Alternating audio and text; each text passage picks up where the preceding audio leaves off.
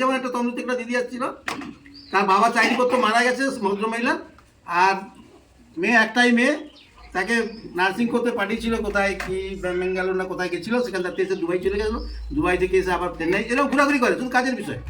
এবারে যে কলকাতাতে আছে, সার্ভিস কোম্পানিতে জব করছে, তার মায়ের ছিল একটা সম্পত্তি তমলুকের বাজারে, বলে ওটাই আমাকে বিক্রি করে দাও, আর ওটা দিয়ে না ওখানে ফ্ল্যাট নেবো আর তোমাকে নিজে রাখবো, আর ওখানে কাজ করছি আমি, কোনো অসুবিধা নেই তোমার। জোর করে তার মাকে ভয় দেখিয়ে জায়গাটা কিনে নেই, 28 লাখ টাকা দিয়ে চলে গেছে। 1.5 মাস তার কোনো খবর নেই, তাকে তো কিডন্যাপ হয়ে গেছে।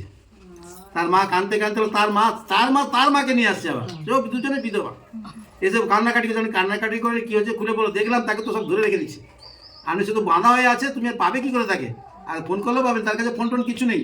তাহলে সেই মায়ের মন সেই মেয়ের উপরে আছে, যে কোথায় আছে, কি করছে, কি খাচ্ছে, টাকা নিজে কি করলো, সত্যি ফ্ল্যাট কিনছে কিনা, হাজার চিন্তা।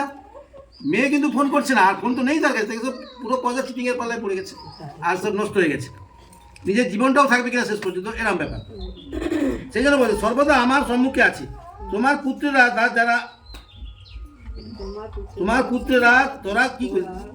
তোরা করিতেছে, তোমার উৎপাদনকারীরা ও উৎসন্নকারীরা তোমার মধ্য হইতে নির্গত হইবে।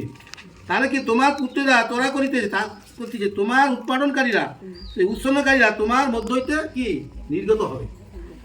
যারা তোমার উপরে অত্যাচার করবে, যারা তোমার কি করবে, যারা অত্যাচার করবে, যারা তোমার সঙ্গে খারাপ ব্যবহার করবে, তারা কি করবে, তারা উচ্ছিন্ন হবে। কিন্তু তুমি যেন ঈশ্বরের প্রতি বিশ্বাস থাকো, তোমাকে ঈশ্বরের প্রতি কি বিশ্বাস রাখতে হবে, ঈশ্বরের প্রতি বিশ্বাস রেখে আমাদেরকে চলতে হবে। আর যে যত তোমার ক্ষতি করতে আসুক না কেন, সে তোমার কোনো ক্ষতি করতে পারবে না, কেন ঈশ্বর তোমাকে কি রাখছে, সর্বদা লক্ষ্য রাখছে, তোমাকে তোমার সঙ্গে সঙ্গে আছে।